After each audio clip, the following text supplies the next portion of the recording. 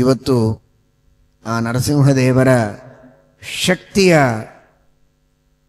ಉಪಯೋಗ, ಅದರ ಅನುಗ್ರಹ, ಅದರ ರಕ್ಷಾ ಕವಚ ಇವತ್ತು ನಮಗೆ ನಿಮಗೆ ಎಲ್ಲರಿಗೂ ಬೇಕಾಗಿದೆ. ವಿಶೇಷವಾಗಿ ನಿಮಗೆಲ್ಲ ಗೊತ್ತಿದ್ದಂತೆ ನಮ್ಮ ಭಾರತ ದೇಶದ ಮೇಲೆ ಅನ್ಯರ ಆಕ್ರಮಣ ಆಗ್ತಾ ಇದೆ. ಅದನ್ನು ತಡೆಯುವುದಕ್ಕೆ ನಮ್ಮ ಭಾರತ ದೇಶದ ಮೋದಿಯವರ ನೇತೃತ್ವದಲ್ಲಿ ನಡೆಯುವಂತಹ ಘನ ಸರ್ಕಾರ ಬಹಳ ದೊಡ್ಡದಾದಂತಹ ಹೆಜ್ಜೆಯನ್ನು ಇಡ್ತಾ ಇದೆ. ಭಯೋತ್ಪಾದಕರ ಆ ದುಷ್ಟ ಶಕ್ತಿಯನ್ನು ದಮನ ಮಾಡುವುದಕ್ಕೋಸ್ಕರ, ಭಯೋತ್ಪಾದಕರಿಂದ ಅಮಾಯಕರಾದ ಜನರಿಗೆ ಆಗುವಂತಹ ಹಿಂಸೆಯನ್ನು, ಪೀಡೆಯನ್ನು ತಡೆದು ಅವರಿಗೊಂದು ಚೆನ್ನಾಗಿ ಪಾಠ ಕಲಿಸಿ ಎಲ್ಲ ಪ್ರಜೆಗಳಿಗೆ ಒಂದು ಭದ್ರವಾದ ರಕ್ಷಣೆಯನ್ನು ನೀಡುವಂತಹ ಒಂದು ದೃಢವಾದ ಸಂಕಲ್ಪವನ್ನು ನಮ್ಮ ಸರ್ಕಾರ ಮಾಡಿದೆ. ಆ ವಿಧವಾದ ಒಂದು ದುಷ್ಟಶಕ್ತಿಗಳ ದಮನ ಮಾಡುವುದಕ್ಕೆ ಇಂತಹ ಒಂದು ದೃಢವಾದ ಸಂಕಲ್ಪವನ್ನು ನಮ್ಮ ದೇಶದ ಕೇಂದ್ರ ಸರ್ಕಾರ, ಘನ ಸರ್ಕಾರ ಮಾಡಿದ್ದಕ್ಕೆ ಸಮಗ್ರವಾದ ಭಾರತೀಯರೆಲ್ಲರೂ ನಾವು ಮೊಟ್ಟ ಮೊದಲಿಗೆ ನಮ್ಮ ದೇಶಕ್ಕೆ ಅಭಿನಂದನೆಗಳನ್ನು ಸಲ್ಲಿಸಬೇಕು, ನಮ್ಮ ಸರ್ಕಾರಕ್ಕೆ ಅಭಿನಂದನೆಗಳನ್ನು ಸಲ್ಲಿಸಬೇಕು. ಜೊತೆಗೆ ಅಭಿನಂದನೆಗಳನ್ನು ಸಲ್ಲಿಸಿದ ಮಾತ್ರಕ್ಕೆ ನಮ್ಮ ಕೆಲಸ ಮುಗಿಯಲಿಲ್ಲ. ನೇರವಾಗಿ ಮುಂಚೂಣಿಯಲ್ಲಿದ್ದು ಯುದ್ಧವನ್ನು ಮಾಡುವಂತಹ ಯೋಧರಿಗೆ, ಅವರ ಹಿನ್ನೆಲೆಯಲ್ಲಿ ನಿಂತು ಅವರಿಗೆ ಶಕ್ತಿಯನ್ನು ಕೊಡುವಂತಹ ಸೇನಾಪತಿಗಳಿಗೆ, ಮಂತ್ರಿಗಳಿಗೆ, ರಾಜರಿಗೆ, ಎಲ್ಲ ತರಹದ ಈ ಯುದ್ಧದಲ್ಲಿ ಭಯೋತ್ಪಾದಕರನ್ನು ತಡೆಯುವ ಒಂದು ದೊಡ್ಡದಾದಂತಹ ಸಂಕಲ್ಪವನ್ನು ಇಟ್ಟುಕೊಂಡು ಆ ಪ್ರಯತ್ನವನ್ನು ಮಾಡುವ ಮೇಲಿನಿಂದ ಕೆಳಗಿನವರೆಗೆ, ರಾಜರಿಂದ ಸಿಪಾಯಿಯವರೆಗೆ ಇರುವಂತಹ ಪ್ರತಿಯೊಬ್ಬ ವ್ಯಕ್ತಿಗಳಿಗೂ ಒಳ್ಳೆ ಶಕ್ತಿ ಇರಬೇಕು. ಯಾವುದೇ ರೀತಿಯ ಕಷ್ಟ ಅವರಿಗೆ ಬರಬಾರದು. ಅವರಿಗೆ ಭಗವಂತನ ರಕ್ಷಾ ಕವಚ ಚೆನ್ನಾಗಿ ಇರಬೇಕು, ಆಧ್ಯಾತ್ಮಿಕವಾದ ರಕ್ಷಾ ಕವಚ ಚೆನ್ನಾಗಿ ಇರಬೇಕು. ಅವರಿಗೆ ವಿಜಯ ಆಗಬೇಕು, ದೇಶಕ್ಕೆ ವಿಜಯ ಆಗಬೇಕು, ನಮ್ಮ ಸನಾತನ ಧರ್ಮಕ್ಕೆ ವಿಜಯ ಆಗಬೇಕು, ಎಲ್ಲ ಭಾರತೀಯರಿಗೂ ಸುಭದ್ರತೆ ಇರಬೇಕು. ಈ ದಿಶೆಯಲ್ಲಿ ನಾವು ಮಾಡುವ ಪ್ರಯತ್ನವೂ ಬೇಕು.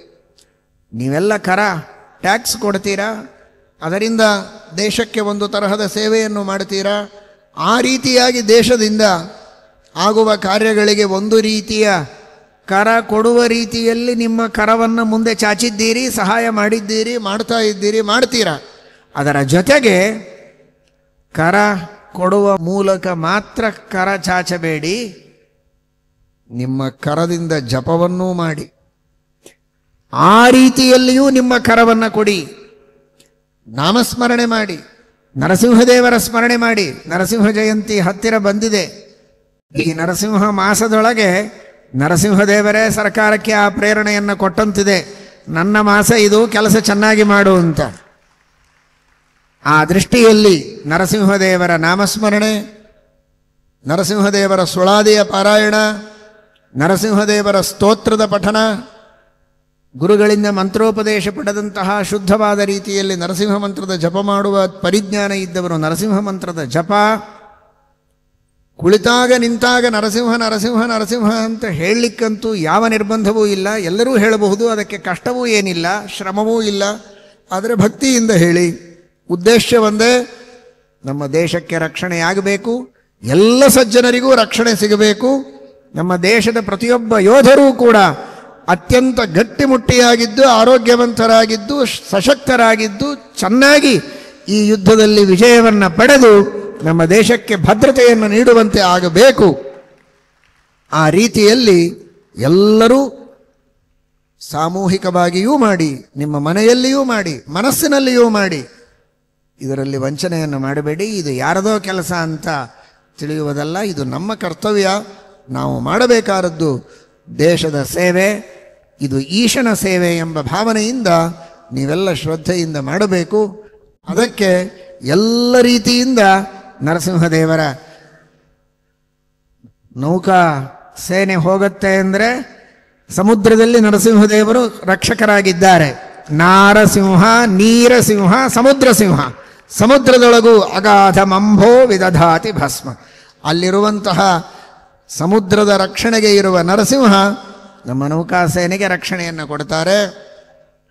ಪದಾವಷ್ಟಬ್ಧ ಪಾತಾಳಂ ಮೂರ್ಧಾವಿಷ್ಟ ತ್ರಿವಿಷ್ಟಪಂ ಭುಜಪ್ರವಿಷ್ಟಾಷ್ಟದಿಶಂ ಮಹಾವಿಷ್ಣುಂ ನಮಾಮ್ಯಹಂ ಅಂತ ನರಸಿಂಹದೇವರ ಬಗ್ಗೆ ಹೇಳುವಾಗ ಇವರು ಮಹಾವಿಷ್ಣು ಅಂತ. ಮಹಾವಿಷ್ಣು ಅಂದರೆ ಯಾಕೆ ಅಂದರೆ ಎಲ್ಲ ಕಡೆಗೆ ವ್ಯಾಪಿಸಿ ನಿಂತಿದ್ದಾನೆ ಅಂತ. ಪದಾವಷ್ಟಬ್ಧ ಪಾತಾಳಂ, ತನ್ನ ಪಾದದಿಂದ ಪಾತಾಳವನ್ನೇ ವ್ಯಾಪಿಸಿದವ. ಮೂರ್ಧಾವಿಷ್ಟ ತ್ರಿವಿಷ್ಟಪಂ, ತನ್ನ ತಲೆಯಿಂದ ಸತ್ಯಲೋಕಾದಿ ಮೇಲಿನ ಎಲ್ಲ ಲೋಕಗಳನ್ನೂ ವ್ಯಾಪಿಸಿದಂಥಮ. ಭುಜಪ್ರವಿಷ್ಟಾಷ್ಟದಿಶಂ, ತನ್ನ ತೋಳಿನೊಳಗೆ 8 ದಿಕ್ಕುಗಳನ್ನು ಆಲಿಂಗನ ಮಾಡಿಕೊಂಡು ನಿಂತಹ ವಿಶ್ವವ್ಯಾಪಿಯಾದಂತಹ ನರಸಿಂಹ, ಅದು ವಾಯುಸೇನೆ ಇರಬಹುದು, ನೌಕಾಸೇನೆ ಇರಬಹುದು, ಭೂಸೇನೆ ಆಗಿರಬಹುದು, ಯಾರೇ ಇರಲಿ ಎಲ್ಲಿಯೇ ನಮ್ಮ ನರಸಿಂಹನ ರಕ್ಷಣೆ ನಮ್ಮ ಸೇನೆಗೆ ಇರಬೇಕು. ನಾವೆಲ್ಲರೂ ಒಕ್ಕೊರಳಿನಿಂದ ಪ್ರಾರ್ಥನೆಯನ್ನು ಮಾಡೋಣ, ಜಪ ಮಾಡೋಣ. ಯಾವುದೇ ರೀತಿಯ ವೈಯಕ್ತಿಕವಾದ ನಿಮ್ಮ ಕಾರ್ಯಗಳಿಗೆ ಎಷ್ಟು ಬೇಕೋ ಅಷ್ಟು ಸಮಯವನ್ನು ಕೊಟ್ಟು ಇನ್ನುಳಿದದ್ದನ್ನು ನಮ್ಮ ದೇಶದ ರಕ್ಷಣೆಗಾಗಿ ನಮ್ಮ ಪ್ರಾರ್ಥನೆ, ನಮ್ಮ ಜಪ, ನಮ್ಮ ಸಾಧನೆ, ಈ ತರಹದ ಒಂದು ಹೊರಗಿನಿಂದ ಇರುವಂತಹ ಯಾರಿಗೂ ಕಾಣದ ಈ ಆಧ್ಯಾತ್ಮಿಕ ಕವಚ, ಬೇರೆ ಕವಚವನ್ನು ಅವರು ಭೇದನ ಮಾಡಬಹುದು, ಈ ಆಧ್ಯಾತ್ಮಿಕ ಕವಚವನ್ನು ಭೇದನ ಮಾಡಲಿಕ್ಕಾಗೋದಿಲ್ಲ. ಆ ಕಾರ್ಯವನ್ನು ನೀವೆಲ್ಲ ಮಾಡಬೇಕು. ಅಂತಹ ನರಸಿಂಹದೇವರ ಒಂದು ವಿಶೇಷವಾದಂತಹ ಕೃಪೆ, ಅನುಗ್ರಹ ಪ್ರಜೆಗಳ ಮೇಲೂ ಇರಲಿ, ಸೈನಿಕರ ಮೇಲೂ ಇರಲಿ, ಸೇನಾಪತಿಗಳ ಮೇಲೂ ಇರಲಿ, ಮಂತ್ರಿಗಳ ಮೇಲೂ ಇರಲಿ, ರಾಜರ ಮೇಲೂ ಇರಲಿ ಎಂಬುದಾಗಿ ನಾವು ವಿಶೇಷವಾಗಿ ಪ್ರಾರ್ಥನೆಯನ್ನು ಮಾಡೋಣ. ನಿಮಗೆಲ್ಲ ಇದಕ್ಕೋಸ್ಕರ ಸಮಯವನ್ನು ಇಟ್ಟು ದೇವರ ಪ್ರಾರ್ಥನೆಯನ್ನು ಮಾಡಿ ನಿಮ್ಮ ನಿಮ್ಮ ಭಕ್ತಿಯನ್ನು ಪೂರ್ಣವಾಗಿ ಉಪಯೋಗಿಸಿ ದೇಶದ ರಕ್ಷಣೆಗೆ ಮುಂದಾಗಬೇಕು ಅಂತ ಇಚ್ಛೆ ಬಂದಿದೆಯಲ್ಲ, ಸಂಕಲ್ಪ ಮಾಡಿ ನಿಮ್ಮ ನಾಮಸ್ಮರಣೆ ಜಪ ಪ್ರಾರಂಭ ಮಾಡಬೇಕು.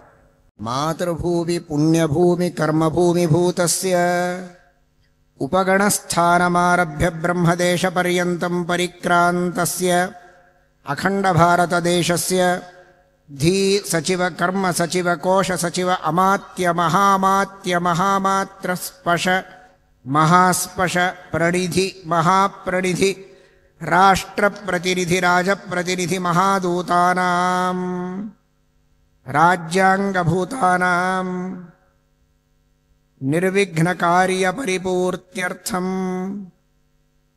ಭೌಶುಂಡಿಕ ಪಾದಾತಿಕ ಆಯುಧಿಕ ಕಾವಚಿಕ ಕೃತ ಪುಂಖಧಾನುಷ್ಕರಥಿಕಾನಾಂ ಅನೀಕಿನೀಪತಿ ವರೂಥಿನೀಪತಿ ವಾಹಿನೀಪತಿ ಪ್ರತನಾಪತಿ ಸೇನಾಪತಿ ಚಮೂಪತಿ ವ್ಯೂಹಪತಿ ಪತ್ತಿಪತಿ ಗುಲ್ಮಪತಿ ಚಕ್ರಪತಿ ಗಣಪತಿ ಬಲಪತಿ ಜಲದಲಪತೀನಾಂ